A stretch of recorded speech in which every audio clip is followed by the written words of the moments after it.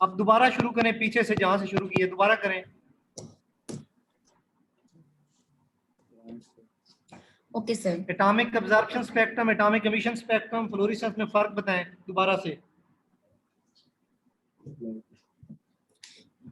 हम electronic transitions की बात कर रहे हैं कि फ्लोरेसेंस एंड फास्फोरेसेंस दोनों के केसेस में इलेक्ट्रॉनिक ट्रांजिशंस होती हैं, बट ये जो फ्लोरेसेंस एंड फास्फोरेसेंस हैं ये दोनों जो है ये मॉलिक्यूलर एमिशन है, यानी कि मॉलिक्यूल जो है उसके अंदर इलेक्ट्रॉन की एक्साइटेशन होती है और उसकी डी एक्साइटेशन होती है, जिसके रिजल्ट में जो है फोटोन या लाइट इमिट होती है। और ये जो मैंने डायग्राम के थ्रू इलेक्ट्रॉनिक लेवल्स को फर्दर डिवाइड किया था वाइब्रेशनल और रोटेशनल लेवल्स में, ये मैंने मॉलिक्यूल की बात की थी, क्योंकि अगर हम एटम की बात करें तो एटम के अंदर रोटेशनल या वाइब्रेशनल डिग्रीज ऑफ फ्रीडम नहीं होगी, उसमें सिर्फ ट्रांसलेशनल डिग्रीज ऑफ फ्रीडम होगी, तो उसका इलेक्ट्रॉनिक लेवल फर्दर वाइब्रेशनल या रोटेशनल लेवल्स में डिवाइड नहीं होगा। तो हम ये मॉलिक्यूल्स की बात करते हैं कि एक मॉलिक्यूल का जो इलेक्ट्रॉनिक लेवल है उसके फर्दर वाइब्रेशनल लेवल्स हैं, ठीक है। उसके बाद मैंने कहा कि फ्लोरेसेंस और एमिशन में क्या डिफरेंस है, कि अगर एक इलेक्ट्रॉन लोअर लेवल से ग्राउंड लेवल से एक्साइटेड लेवल में गया और उसके बाद उसकी डी एक्साइटेशन हुई है, तो जरूरी नहीं है क्योंकि उसकी डी एक्साइटेशन के रिजल्ट में फोटोन ही इमिट हो, वो जो एक्सेस एनर्जी है वो इन द फॉर्म ऑफ हीट भी सिस्टम में रिलीज हो सकती है। तो जिस केस में डी एक्साइटेशन के रिजल्ट में मॉलिक्यूल की एक्साइटेशन हुई इलेक्ट्रॉन की और फिर डी एक्साइटेशन हुई और उसके रिजल्ट में हमारे पास रेडिएशन एमिट हुई, तो हम उसको कहेंगे फ्लोरेसेंस, और दूसरा जो उसका केस है वो फॉस्फोरेसेंस होगा।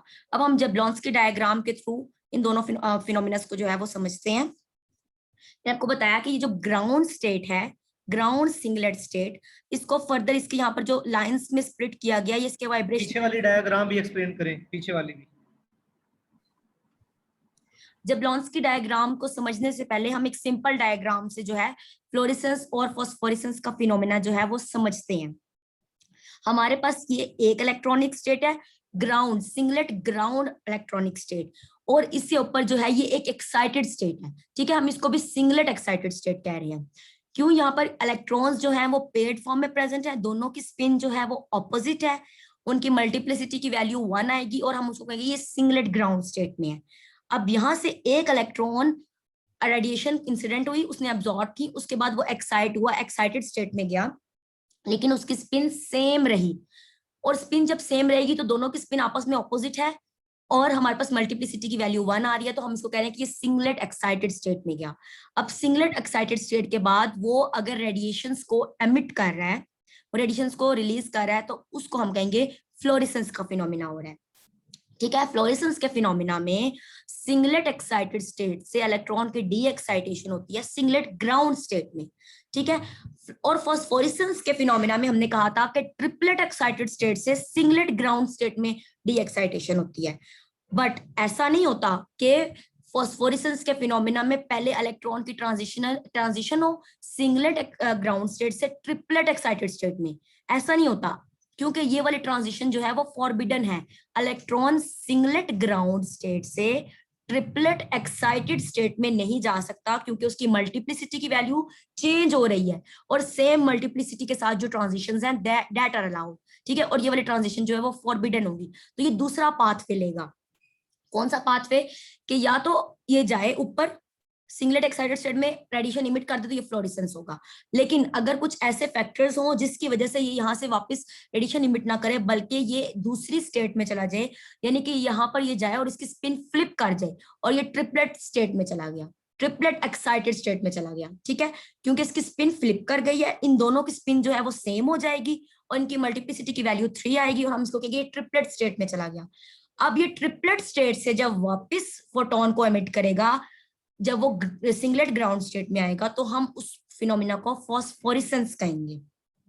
फ्लोरेसेंस के फिनोमिना में डी एक्साइटेशन हो रही है, डीएक्टिवेशन हो रही है from singlet excited state towards singlet ground state, but अगर हम फॉस्फोरेसेंस का फिनोमिना देखें तो उसमें डी एक्साइटेशन हो रही है from triplets excited state towards singlet ground state, और चूंकि इसमें डायरेक्ट गया और एडिशन से मिट कर दी तो ये जो प्रोसेस है दैट विल बी फास्ट और इंस्टेंटेनियस। और अगर हम फॉस्फोरेसेंस की बात करें तो उस केस में चूंकि पहले वो स्टेट में आएगा और ये state as compare to singlet excited state in दोनों का कंपैरिजन करें ये स्टेबल है, तो हम इसको इन दोनों के अगर हम बिल्कुल अनस्टेबल और स्टेबल स्टेट से कंपेयर करें तो ये मेटा स्टेबल है, इसका लाइफ टाइम यहाँ पर ज्यादा होगा, सॉरी 1 मिनट, लाइफ टाइम जो है वो यहाँ पर ज्यादा होगा। तो ये यहाँ पर कुछ थोड़े से टाइम के लिए स्टे करेगा और वापस जो है रेडिएशन को इमिट कर देगा, फोटोन को इमिट कर देगा, तो हम इसको कहेंगे फॉस्फोरेसेंस। इसलिए फ्लोरेसेंस जो है वो that is instantaneous emission of photon, और जो फॉस्फोरेसेंस है that is delayed emission of photon. ठीक है, अब जबलॉन्स्की डायग्राम के थ्रू हम वो सारे पाथवेज डिस्कस करेंगे कि अगर एक इलेक्ट्रॉन की एक्साइटेशन हो रही है हायर एक्साइटेड स्टेट में, तो उसके बाद वो डी एक्साइटेशन के कौन कौन से पाथवेज होंगे उसके, कि वो किस किस फॉर्म में डी एक्साइट हो सकता है, किस किस फॉर्म में डी एक्टिवेट हो सकते हैं। ठीक है, हम यहाँ पर देख रहे हैं जो हमारे पास यहाँ पर ग्राउंड स्टेट दिखाई हुई है, ये ग्राउंड इलेक्ट्रॉनिक स्टेट को फर्दर वाइब्रेशनल लेवल्स उसके जो है वो दिखाए हुए हैं।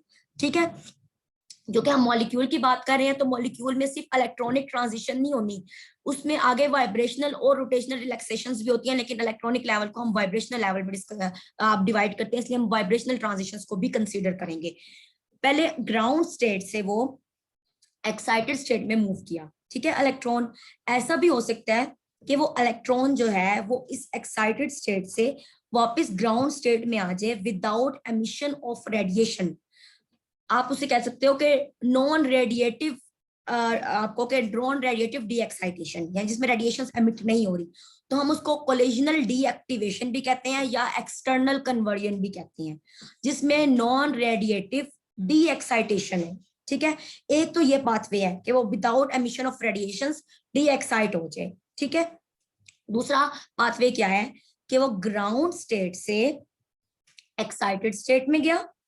ग्राउंड, अभी हम इंटरनल कन्वर्जन वाली बात को डिस्कस करेंगे, पहले वो ग्राउंड स्टेट से फर्स्ट एक्साइटेड स्टेट में गया। हम ये वाला केस डिस्कस करें कि ग्राउंड स्टेट से वो एक्साइटेड स्टेट में गया। अब एक्साइटेड स्टेट में वो किसी भी vibration depends upon Manur, questions जो है वो एंड पे डिस्कस कीजिएगा, क्वेश्चंस एंड पे पूछिएगा, पहले मुझे समझा लेने दें, शायद आगे जाके क्वेश्चन क्लियर हो जाए।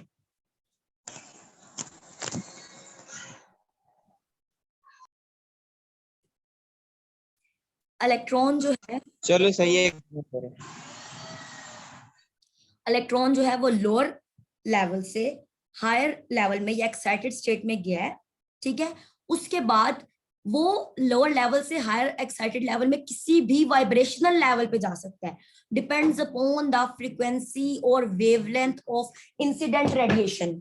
ठीक है, अब जब वो वहां पर जाएगा तो उसके बाद उसकी पहले वाइब्रेशनल रिलैक्सेशंस होंगी, यानी कि वो with in the same electronic level उसकी वाइब्रेशनल ट्रांजिशन, वाइब्रेशनल रिलैक्सेशन हो रही है, या फिर आप कह सकते हो वाइब्रेशनल डी एक्साइटेशन हो रही है, तो उस केस में भी वो रेडिएशंस एमिट करेगा, उस केस में भी सॉरी एनर्जी उसकी मानूर इसे डिस्कस करें, मानूर इसे डिस्कस करें, S2 से S1 इसको डिस्कस करें पहले सर, इसको डिस्कस करें। ओके, अगर ऐसा हो रहा है कि इलेक्ट्रॉन जो है वो एक्साइटेड लेवल में गया है, वो सेकंड एक्साइटेड लेवल में गया है, और वो सेकंड एक्साइटेड स्टेट से फर्स्ट एक्साइटेड स्टेट में आ रहा है।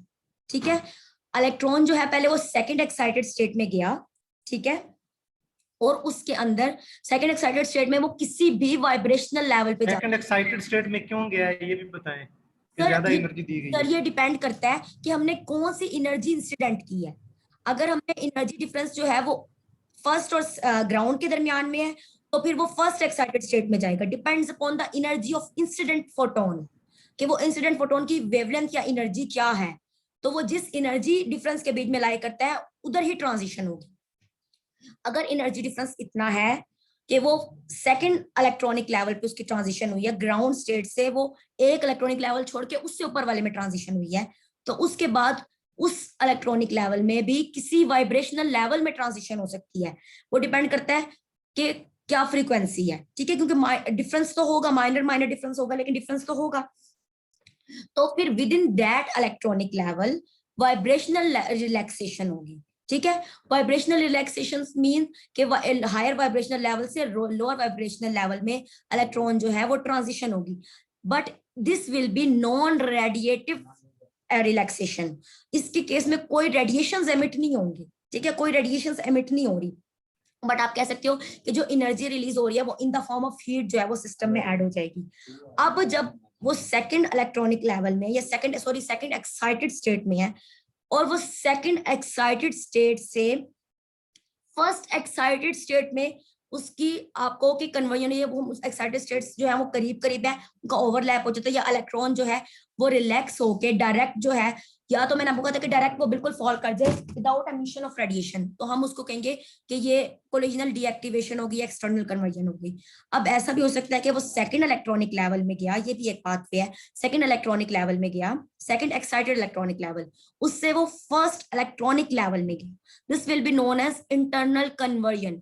This is also a pathway, कि ये डी एक्साइटेशन का एक पाथवे है कि second electronic level excited electronic level से फर्स्ट एक्साइटेड इलेक्ट्रॉनिक लेवल में ट्रांजिशन हो।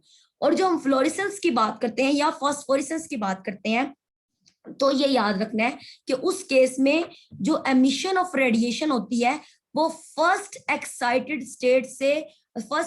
सिंगलेट स्टेट से ग्राउंड सिंगलेट स्टेट में होती है। यानी कि हम सेकंड थर्ड वाला जो है डायरेक्ट अगर नीचे गिर जाए तो that will be not called as fluorescence और फॉस्फोरेसेंस।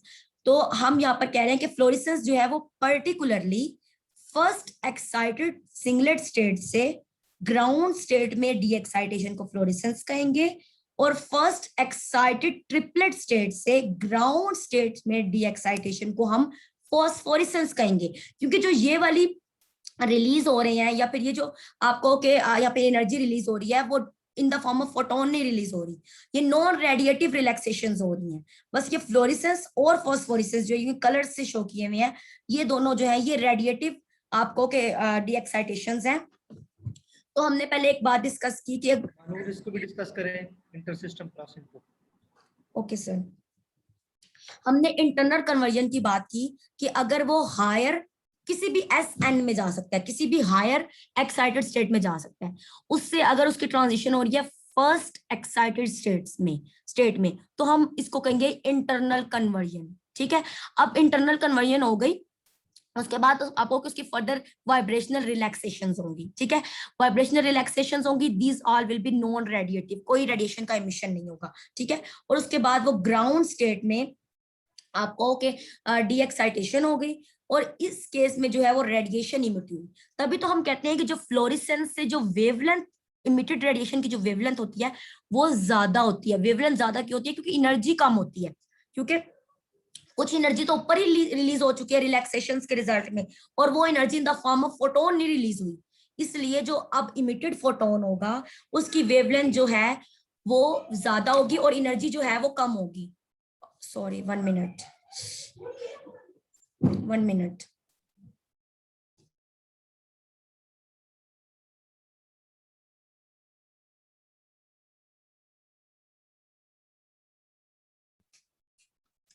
जी क्लास, तो हम कहते हैं कि फ्लोरेसेंस के केस में इसलिए जो इमिटेड रेडिएशन आपको क्या इमिटेड फोटोन होता है उसकी जो वेवलेंथ होती है वो इंसिडेंट से ज्यादा होगी, या उसकी एनर्जी जो है वो इंसिडेंट से कम होगी, क्योंकि यहाँ पर रिलैक्सेशंस हो चुकी हैं।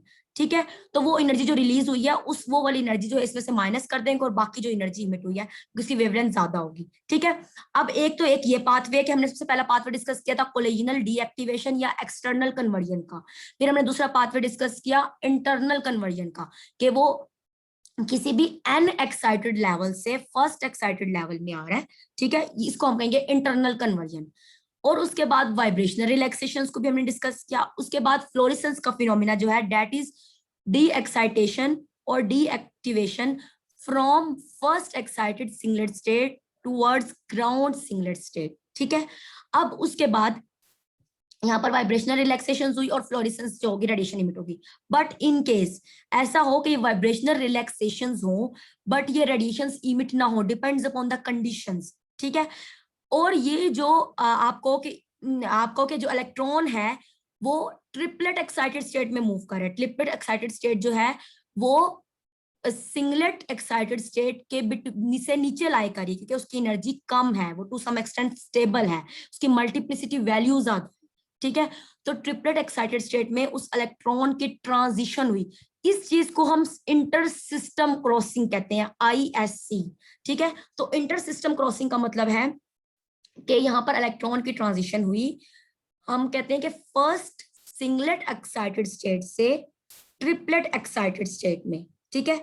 अब वो इंटर सिस्टम क्रॉसेस ये फर्स्ट सिंगलेट एक्साइटेड स्टेट से ट्रिपलेट एक्साइटेड स्टेट में, फर्स्ट ट्रिपलेट एक्साइटेड स्टेट में भी हो सकती है और ऊपर भी हो सकती हैं। ऊपर जो ऊपर स्टेट्स है ना, मजीद नेक्स्ट डायग्राम में मैं आपको दिखाऊंगी कि उधर भी ऊपर और जो लेवल्स हैं उसमें भी इंटर सिस्टम क्रॉसिंग्स हो सकती हैं, इंटरनल कन्वर्जन होगी। लेकिन जो फ्लोरेसेंस है वो particularly first excited singlet state से ही एमिशन होना है, और फॉस्फोरेसेंस में फर्स्ट एक्साइटेड ट्रिपलेट स्टेट से ही आपको की एमिशन होनी है रेडिएशन की, क्योंकि बाकी जितने भी एमिशंस हैं डेट आर नॉन रेडिएटिव। अब इंटर सिस्टम मानूर, जैसे जैसे ही आपने कहा था कि S2 से डायरेक्ट ग्राउंड स्टेट में नीचे फॉल आउट करेगा तो रेडिएशन जो है वो इमिट नहीं करेगा, तो एक मतलब ट्रांजिशन हो रही है लोअर स्टेट से जो एक्साइटेड स्टेट से लोअर स्टेट में, तो ऐसा कैसे मुमकिन है कि बगैर कोई रेडिएशन इमिट किए या बगैर एनर्जी रिलीज किए वो अपर स्टेट से लोअर स्टेट में चला जाए? रेडिएशंस तब एमिट होती हैं जब उन एनर्जी डिफरेंस, जितना एनर्जी डिफरेंस है उसके मुताबिक कोई वेवलेंथ या कोई रेडिएशन इमिट हो रही हो। लेकिन अगर बीच के कोई एनर्जी डिफरेंसेस हो तो उस केस में कोई वेवलेंथ या कोई रेडिएशन इमिट नहीं होती। जो हमारे पास डी एक्साइटेशन होती है वो जरूरी नहीं है कि उस केस में फोटोन ही हमेशा इमिट हो। एनर्जी जो रिलीज होती है जरूरी नहीं है कि वो फोटोन की फॉर्म में ही हो। जो फोटोन की फॉर्म में होती है उसको ही हम फ्लोरेसेंस या फॉस्फोरेसेंस कह रहे हैं। हमने यहाँ पर इंटरनल कन्वर्जन पढ़ ली, ठीक है। उसके बाद फ्लोरेसेंस की बात, मतलब जवाब देना कि फिर वो किस फॉर्म में इमिट होती है। अगर रेडिएशन इमिट नहीं तो फिर क्या होता है, कैसे होता है? सर अगर रेडिएशन का इमिशन ना हो तो वो सिस्टम ऐसा हो सकता है कि अपनी excess energy in the form of heat release करते, ठीक है। रेडिएशंस की इमिशन तब होगी कि जब वो एनर्जी गैप उस पर्टिकुलर रेडिएशन के इक्वल होगा।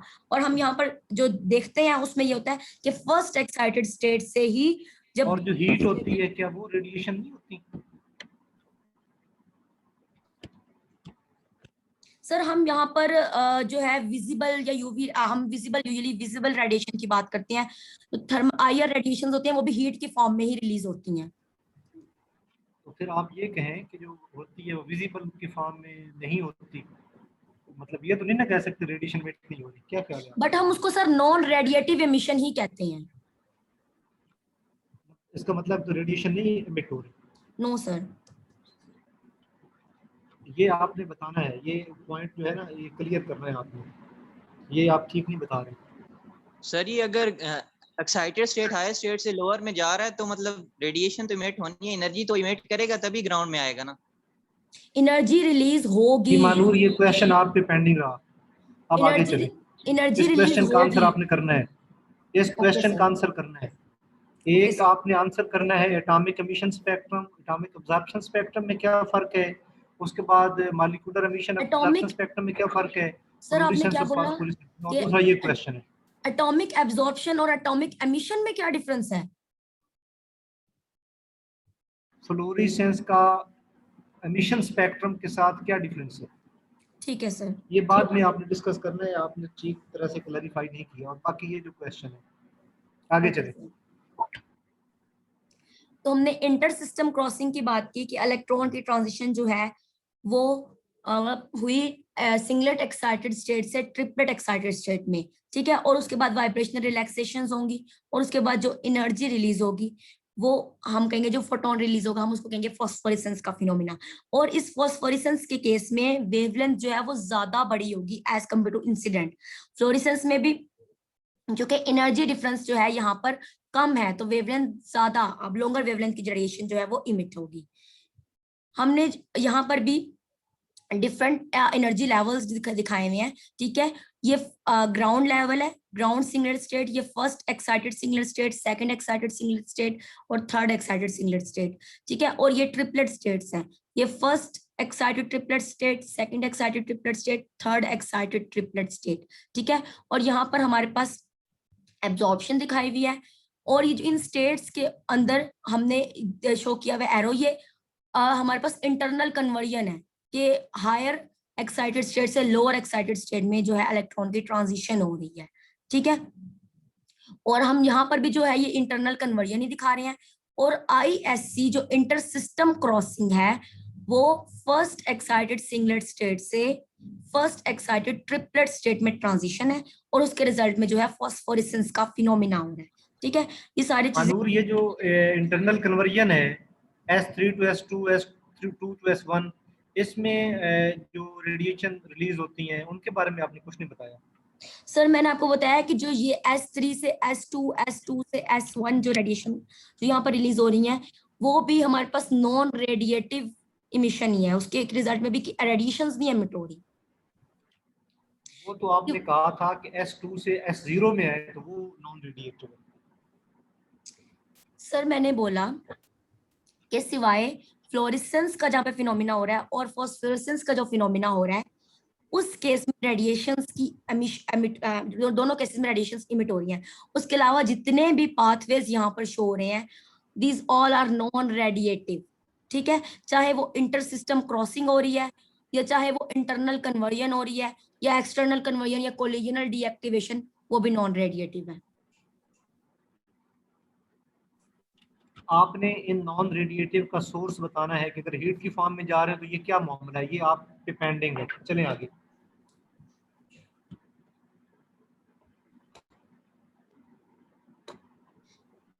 अब उसके बाद आगे एब्जॉर्प्शन और इमिशंस के जो रेट्स हैं वो हम डिस्कस करते हैं कि हमारे पास excitation, internal conversion, vibrational relaxation, intersystem crossing, fluorescence, phosphorescence या नॉन रेडिएटिव डिके जो है। नॉन रेडिएटिव डिके का मतलब यह है कि एक्साइटेड लेवल से डी एक्साइटेशन हो रही है विदाउट एमिशन ऑफ रेडिएशन। ठीक है, डायरेक्ट जो है वो एक्साइटेड लेवल से डी एक्साइटेशन हो रही है ग्राउंड लेवल में। तो इनके टाइम कितना टाइम है, यानी कि कौन सा प्रोसेस ज्यादा इंस्टेंटेनियस है जिसमें बहुत ही थोड़ा टाइम लगेगा और कौन सा प्रोसेस जो है जिसमें थोड़ा सा ज्यादा टाइम जो है वो वहां पर लाइफ टाइम ज्यादा की ज्यादा स्टे करेगा। तो हमने एब्जॉर्प्शन की बात की, एब्जॉर्प्शन के बाद वो S0 से SN किसी भी एक्साइटेड लेवल में जा सकता है, फर्स्ट हो, सेकंड हो, थर्ड हो, किसी भी एक्साइटेड लेवल में जाएगा और ये बहुत इंस्टेंटेनियस होगा। 10⁻⁻15 सेकंड्स, बहुत थोड़ा टाइम जो है इसके लिए रिक्वायर्ड होगा। ठीक है, नेक्स्ट जो हमने वो इंटरनल कन्वर्जन्स की बात की थी कि किसी भी हायर एक्साइटेड लेवल से लोअर एक्साइटेड लेवल में जो है वो डी एक्साइटेशन हुई। ठीक है, और उसका टाइम स्केल जो है वो इस टाइम से टाइम जो है वो ज्यादा है। ठीक है, इसमें फॉरन इंस्टेंटेनियसली हो जाएगा, लेकिन 10⁻14 to 10⁻11 सेकंड्स जो है इसमें कंज्यूम होंगे इंटरनल कन्वर्जन के केस में। ठीक है, उसके बाद वाइब्रेशनल रिलैक्सेशंस हुई। Vibrational relaxations with in the same electronic level vibrational relaxations हो रही है। इसको इतना टाइम जो है 10⁻12 to 10⁻10 सेकंड्स जो है कंज्यूम करेगा। उसके बाद हमने ये सारे पाथवेज हैं जो कि डी एक्साइटेशन के हैं। ठीक है, नेक्स्ट जो है वो इंटर सिस्टम क्रॉसिंग है जिसमें वो S1 से T1 में गया। S1 से T1 particularly first excited singlet state से फर्स्ट एक्साइटेड ट्रिपलेट स्टेट में गया। That will be called as intersystem crossing. ठीक है, तो it will take 10⁻11 to 10⁻6 seconds. ठीक है, तो इस जैसे जैसे हम नीचे मूव कर रहे हैं इनमें ज्यादा टाइम जो है वो कंज्यूम हो रहा है। और यहाँ पर जो फ्लोरेसेंस या फॉस्फोरेसेंस का फिनोमिना है वो उसके लिए भी टाइम जो है, अगर हम फॉस्फोरेसेंस का टाइम देखें तो उसमें 100 सेकंड्स, वो इसमें यहाँ पर ज्यादा टाइम इसलिए लग रहा है क्योंकि जो ट्रिपलेट एक्साइटेड स्टेट है वो स्टेबल है। ठीक है, इसलिए वहां पर लाइफ टाइम भी ज्यादा होगा। ठीक है, जितनी ज्यादा ऊपर हायर एनर्जी वाली स्टेट्स हैं वो ज्यादा अनस्टेबल होंगी तो उनका लाइफ टाइम जो है वो कम होता जाएगा। और नॉन रेडिएटिव डिके जो है वो भी 10⁻⁻7 to 10⁻⁻5 सेकंड्स अगर हम बात करें हैं कि वो S1 से S0 में आ रहा है, यानी कि वो फर्स्ट एक्साइटेड स्टेट से आपको ग्राउंड एक्साइटेड स्टेट में आ रहा है, लेकिन वो नॉन रेडिएटिव है। उसके केस में excess energy in the form of heat release हो रही है, कोई रेडिएशन इमिट नहीं हो रही, तो उसके लिए ये वाला टाइम है। वैसे एज सच हमारा इस टाइम के साथ कोई कंसर्न नहीं है, हमने फ्लोरेसेंस एंड फॉस्फोरेसेंस का जो फिनोमिना है उसको डिस्कस करना है। और ये जो टाइम है ये डिपेंड करता है कि अगर वो एक स्टेट में ज्यादा टाइम अब उसका लाइफ टाइम ज्यादा तो इट मींस कि वो स्टेट जो है वो टू सम एक्सटेंट स्टेबल है, और अगर बहुत कम लाइफ टाइम है तो वो स्टेट उतनी ही अनस्टेबल है। उसके बाद ये डीएक्टिवेशन प्रोसेसेस की बात की हुई है कि जो डीएक्टिवेशन प्रोसेसेस है फ्लोरेसेंस और phosphorescence that involve the emission of photon radiation. ठीक है, कि फ्लोरेसेंस और फॉस्फोरेसेंस की फॉर्म में अगर डीएक्टिवेशन हो तो उस केस में फोटोन की एमिशन होगी। ठीक है, उसके बाद हमने डीएक्टिवेशन प्रोसेसेस में हमने vibrational relaxations, internal conversion, external conversion, inter system crossing, fluorescence और फॉस्फोरेसेंस, इनको देखा। वाइब्रेशनल रिलैक्सेशंस भी देख दिया कि with in the same electronic level vibrational levels जो है लोअर वाइब्रेशनल लेवल पे जो है इलेक्ट्रॉन मूव कर रहा है, उसको हम वाइब्रेशनल रिलैक्सेशंस कहेंगे। इंटरनल कन्वर्जन की भी बात कर ली कि किसी भी हायर एक्साइटेड स्टेट से वो फर्स्ट एक्साइटेड स्टेट में मूव कर रहा है, इसको हम इंटरनल कन्वर्जन कहेंगे, ठीक है। उसके बाद एक्सटर्नल कन्वर्जन में हम कह रहे हैं कि डीएक्टिवेशन हो रही है। फर्स्ट एक्साइटेड, अगर इलेक्ट्रॉन जो है वो फर्स्ट एक्साइटेड स्टेट में गया और उसके बाद वो वापस आ गया लेकिन उसने कोई रेडिएशन एमिट नहीं की, ठीक है, तो हम इसको एक्सटर्नल कन्वर्जन कहेंगे। उसके बाद इंटर सिस्टम क्रॉसिंग भी बात कर ली कि वो वहां पर जो है वो स्पिन उसका फ्लिप हो गया, वो फर्स्ट एक्साइटेड सिंगल स्टेट से फर्स्ट एक्साइटेड ट्रिपलेट स्टेट में गया। This will be known as intersystem crossing. और फ्लोरेसेंस के केस में जो है रिलैक्सेशन हुई फर्स्ट एक्साइटेड सिंगलेट स्टेट से ग्राउंड सिंगलेट स्टेट में, ठीक है। और इसकी जो एमिटेड रेडिएशन है उसकी वेवलेंथ जो है वो ज्यादा होगी क्योंकि एनर्जी डिफरेंस जो है वो कम हो गया, ठीक है। उसके बाद फॉस्फोरेसेंस की भी बात कर ली कि डीएक्टिवेशन हुई इलेक्ट्रॉनिक आपको के फर्स्ट एक्साइटेड ट्रिपलेट स्टेट से after inter system crossing. Phosphorescence से पहले वो सारे फिनोमिना होंगे, इंटर सिस्टम क्रॉसिंग के बाद वो जब ट्रिपलेट स्टेट में गया उसके बाद उसकी डीएक्साइटेशन हुई, ठीक है, और हम इसको फॉस्फोरेसेंस कहेंगे। Thank you so much. Recording pause करें जरा, कर दी पॉज, मानू रिकॉर्डिंग पॉज करें।